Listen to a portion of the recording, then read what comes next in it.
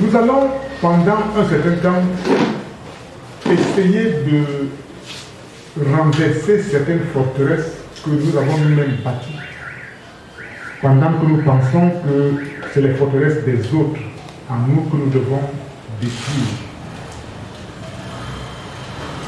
Vous savez, il y a des sujets qui font l'objet de beaucoup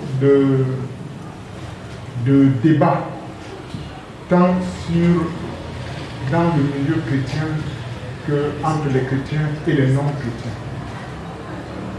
Et parmi ces sujets, il y a celui lié aux bénédictions financières et matérielles, et même à la capacité spirituelle de venir à bout,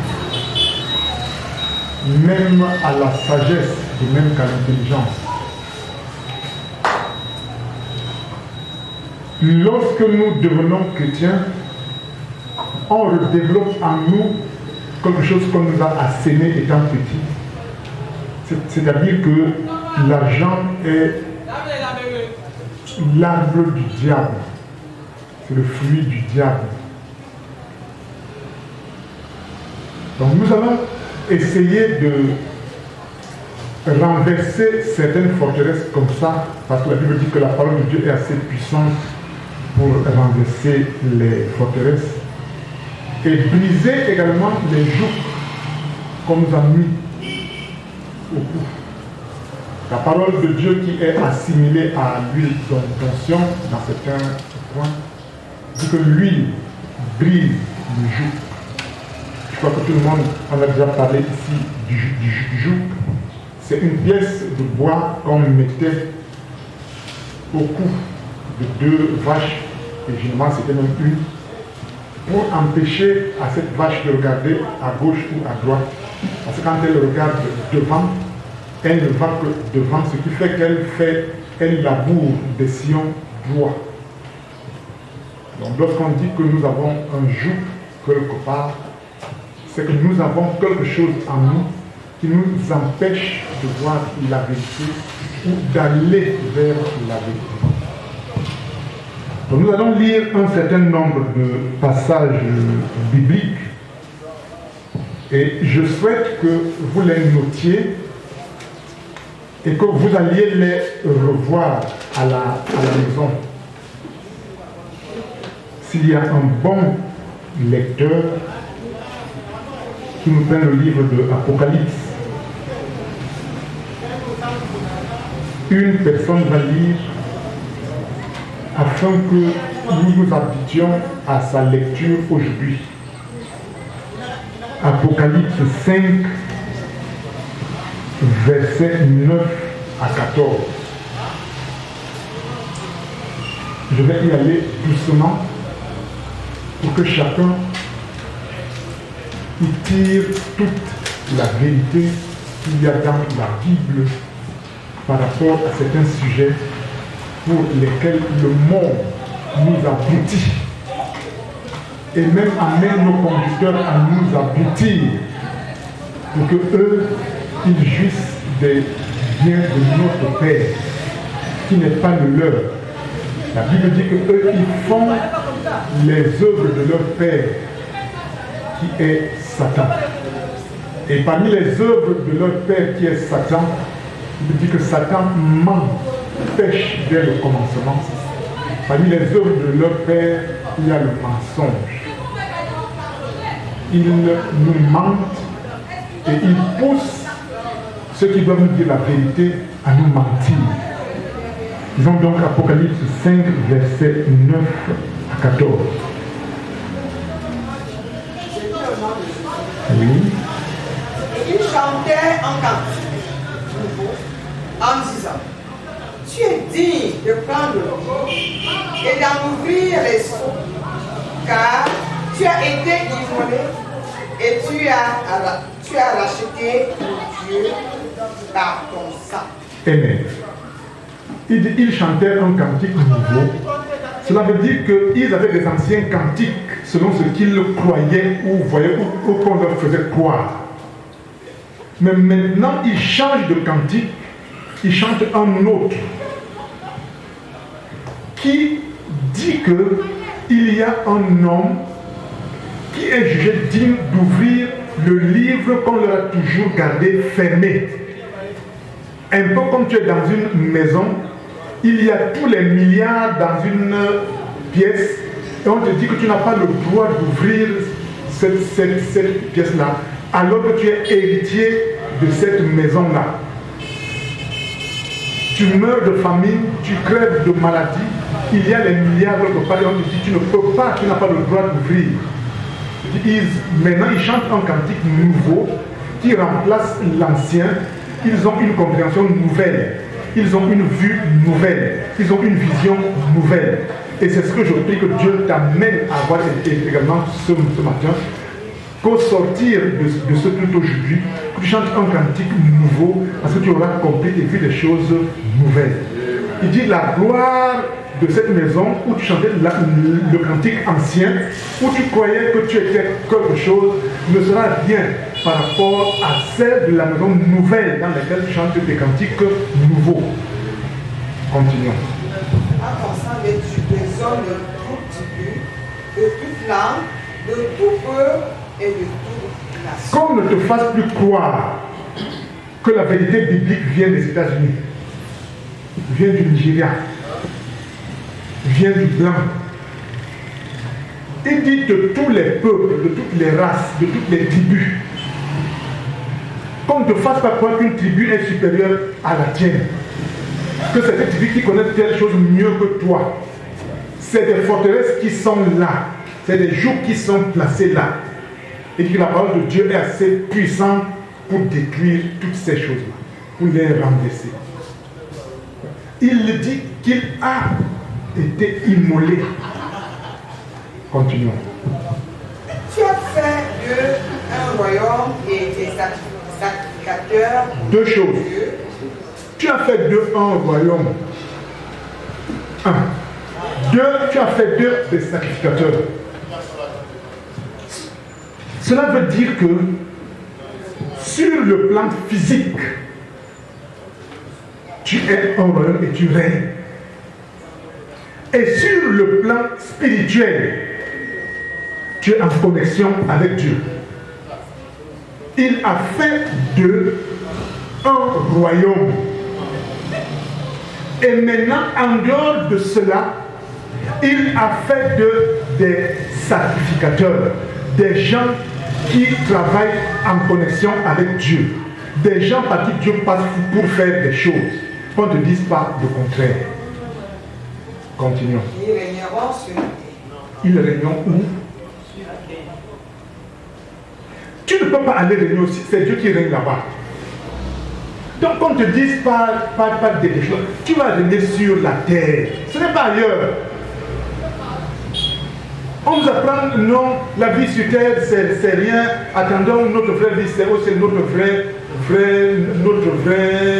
patrie, c'est au ciel. Non, notre vraie patrie est ici et au ciel.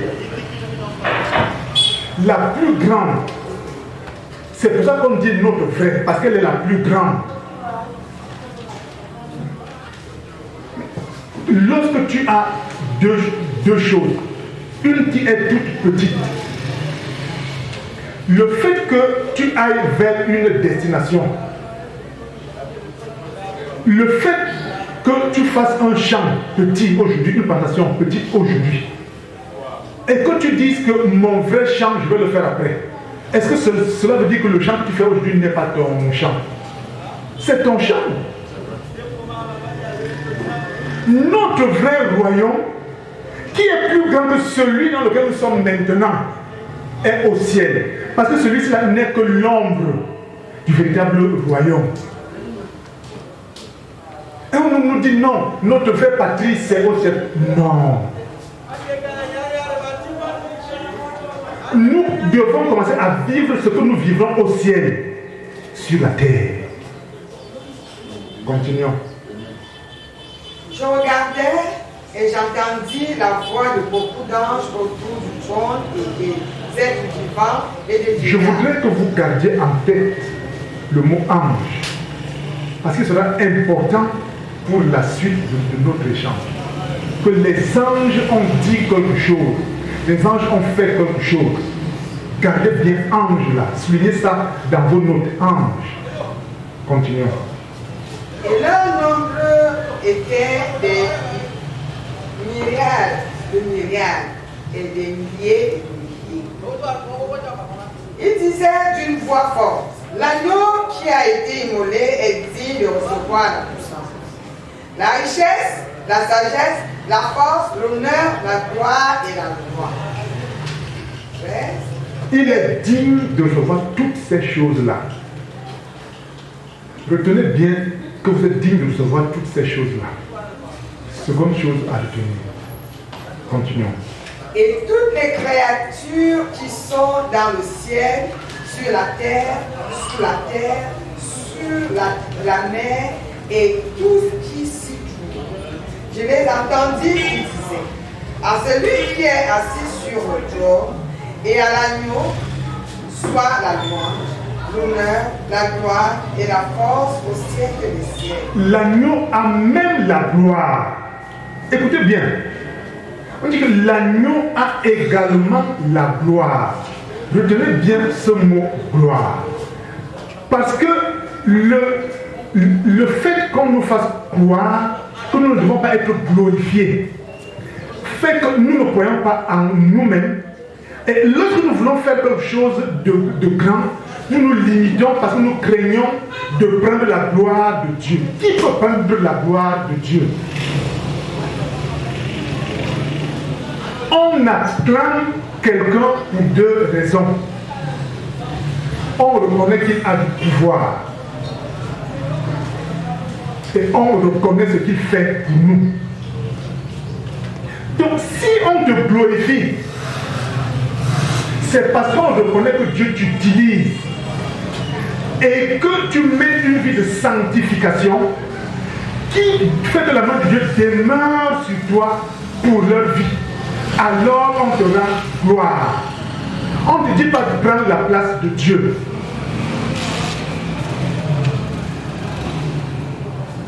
Amen.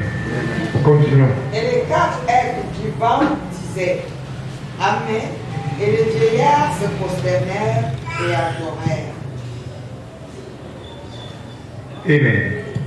Apocalypse 7, verset 11.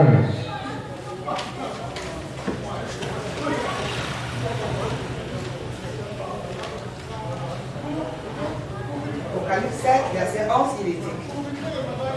Et tous les anges se tenaient autour du trône, et les vieillards et les quatre êtres vivants, et ils se prosternèrent sur leurs pattes devant le trône, et ils adorèrent Dieu. Amen. La Bible ne dit pas ici que les anges et les vieillards sont venus discuter les biens de la terre. Leur rôle, leur vie, c'est de se prosterner et d'adorer. Le reste ne les concerne pas. Ce qui les concerne, c'est la prosternation, l'adoration et la louange. Matthieu 22, verset 30, très important. Matthieu 27, 22, autant pour moi, verset 30. À la résurrection, les hommes ne prendront point de femmes, ni les femmes de Marie, mais ils seront comme les anges de Dieu dans le ciel. Ils ne prendront point de femme ni de mari. Tu cherches les richesses pour quoi? Pour ta femme, pour ton mari et pour les enfants que vous allez procréer. C'est pour ça que tu cherches toutes ces choses-là.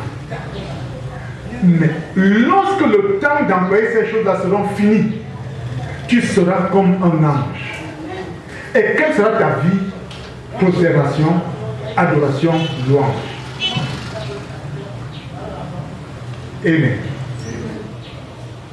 Lorsque tu seras parti de ce lieu où tu es en pèlerinage, tu n'auras plus besoin de toutes ces choses-là. C'est pendant ton pèlerinage sur cette terre que tu as besoin de ces choses-là. Par là-bas.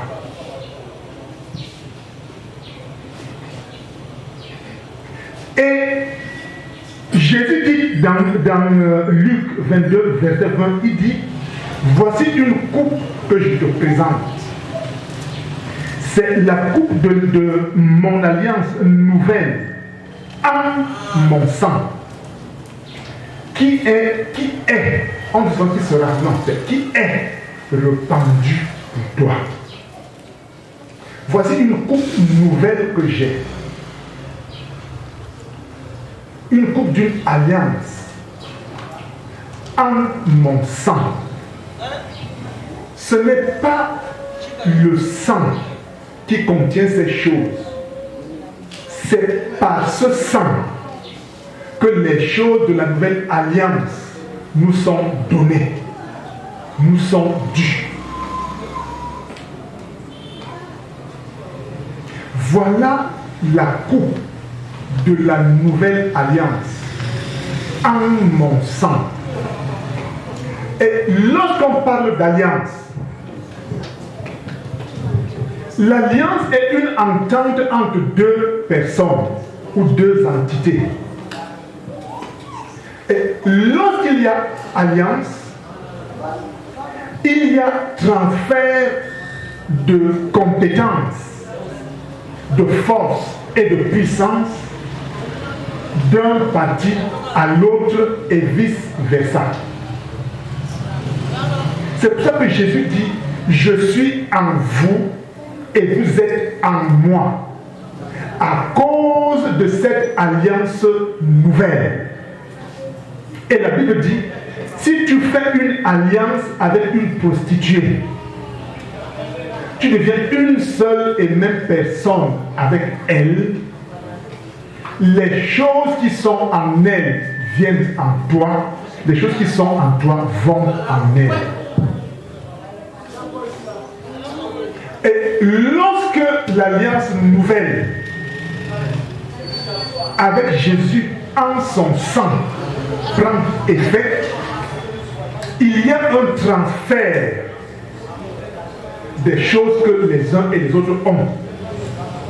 Nous transférons en Jésus nos faiblesses et nos incompétences, et Jésus transfère en nous sa gloire et sa puissance. En d'autres termes, Jésus nous transfère quoi? Jésus nous transfère la puissance, la richesse, la sagesse, la force, l'honneur, la gloire et la louange. Lorsque nous disons que nous avons la vie éternelle, lorsque nous entrons dans une alliance éternelle, cela veut dire quoi? Cela veut dire que sur la terre, en dehors de mener une vie de louange, d'adoration et de prosternation, nous avons en plus de cela la puissance, la gloire, la richesse, la force et tout ce que nous avons cité. Et lorsque nous quittons dans cette terre, nous partons avec l'essentiel qui est la prosternation, la louange et l'adoration. C'est pour ça que la Bible dit, cherchez premièrement à être un peuple de prosternés, un peuple d'adorateurs et un peuple de louangeurs. Cherchez premièrement le royaume et la justice de Dieu. Ensuite, ces choses que l'agneau a été jugé digne de recevoir pendant qu'il est sur cette terre vous seront données. Et d'où vient-il que l'on passe le temps à dire qu'à l'église et dans la maison de l'agneau qui a été crucifié, qui a versé son sang pour nous, afin que ces choses soient répandues pour nous avec son sang? D'où vient-il que l'on condamne, que l'on parle de ces choses-là? Quelle que soit la manière de parler, le problème n'est pas là. Et de manière hypocrite, j'ai déjà entendu dans des grosses chaînes de télévision chrétiennes des pasteurs prêcher et dire que si vous êtes dans une église et que l'on vous demande des offrandes et autres, fuyez cette église. Mais la même année, le même pasteur prend le micro dans la même chaîne et lance une opération de récolte de fonds pour soutenir la télévision. Alors, si on fuit l'église locale pour aller soutenir financièrement une télévision qui est en Europe, qui va prier pour vous, pour que vous soyez bénis, pour soutenir dans cette télévision qui est en Europe et qui inonde le monde entier? C'est hypocrite et malhonnête. C'est hypocrite et c'est malhonnête. D'où vient-il que des chrétiens s'offusquent du fait qu'on encourage les frères et les sœurs à s'enrichir et qu'ils prient Dieu pour qu'ils aient des méga-churches, qu'ils prient Dieu pour qu'ils aient une chaîne de télévision, qu'ils prient Dieu pour qu'ils aient une radio, qu'ils prient Dieu pour qu'ils amènent des jeunes riches dans leur église. Qui dont Dieu va amener pour soutenir l'œuvre? Les rescoussiens, les prostituées, les voleurs, les braqueurs. Chrétienne, c'est malhonnête. Ce n'est pas honnête. Et je suis quelquefois offusqué de voir, ils ont des jets privés. Pourquoi ils ne vendent pas tout ça comme Jésus a dit à ce jeune homme? Vends tout ce que tu as et distribue aux pauvres. Pourquoi? Pourquoi avec tout ce qu'ils ont déjà, ils ne refusent pas les nouvelles entrées dans leur patrimoine? Pourquoi? Parce qu'ils veulent prêcher ce qui va faire plaisir aux gens. Parce qu'ils veulent prêcher ce qui va mettre les uns et les autres en dessous d'eux. Parce qu'ils veulent prêcher les choses qui vont faire croire aux autres qu'ils sont trop saints et qu'ils mènent une vie de sainteté. C'est hypocrite et c'est malhonnête. C'est hypocrite. Toute la création appartient à notre Père. Nous devons nous en accaparer et en jouir. D'où vient-il? Regardez un peu, rien que ce quartier. Voici un carrefour où il y a l'église. L'église catholique est en face. L'église baptiste est ici. Une autre église est là, en bas. Dites-moi un peu, combien de chrétiens ont des activités dans ce quartier qui génèrent des revenus? Combien? Combien? Et lorsque nous arrivons dans des familles à l'occasion d'un deuil, nous voulons prendre les devants. Je prends un exemple simplement. Nous voulons prendre les devants. C'est un chrétien, c'est un enfant de Dieu. Il est né de nouveau. Il est. Et nous sommes étonnés quand nous repousse d'un revers de la main. L'argent répond à tout.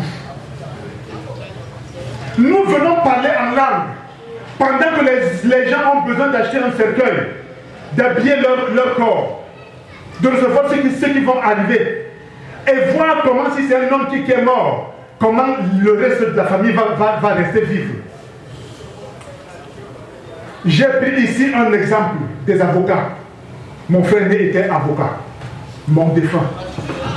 Les avocats, quand ils arrivent dans une famille, quelle que soit la famille, ils imposent ce qu'ils veulent. Même si vous avez les moyens, ils lèvent le niveau haut. Et ils vous demandent qu'est-ce qu'il vous faut pour enterrer notre confrère. Quand vous les dites, ils disent ok, nous on vous donne le cercueil, nous payons la mort et nous payons le corbillard. Premier point. Il reste. Après, ils disent bon, ok, quand nous viendrons, ne vous occupez pas de nous. Nous aurons notre service traiteur. Après, ils vous demandent est-ce que la tombe est déjà pesée. Si vous hésitez, ils prennent l'argent, ils vous donnent. Après, ils disent est-ce que vous avez les moyens de recevoir tout le monde. Ils prennent l'argent, ils vous donnent. Et qu'est-ce qui se produit après? Quand il faut enterrer leurs confrères, ils imposent leurs conditions. Et si tu oses dire non, c'est toute la famille qui va contre toi.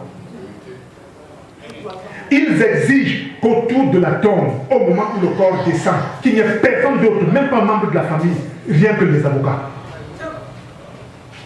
C'est parce que je m'étais offusqué qu'on m'a accepté au milieu d'eux.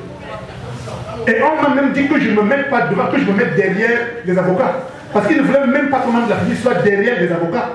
Et je me suis introduit au milieu d'eux. Alors nous venons parler en langue dans une famille démunie qui n'a même pas le moyen d'acheter un cercueil, de faire un cercueil côte à Miam. Et nous voulons dire, nous voulons enterrer notre... Vous voulez enterrer avec quoi? Et dans quoi? Après, on nous prêche que quand on prêche d'être prospère, c'est mauvais. C'est hypocrite. C'est hypocrite. Quelques-uns ont échoué leur vie sur terre, sur le plan humain. Et ils se réfugient derrière cet enseignement pour expliquer leur échec. C'est également malhonnête, c'est hypocrite. Chrétiens, battez-vous.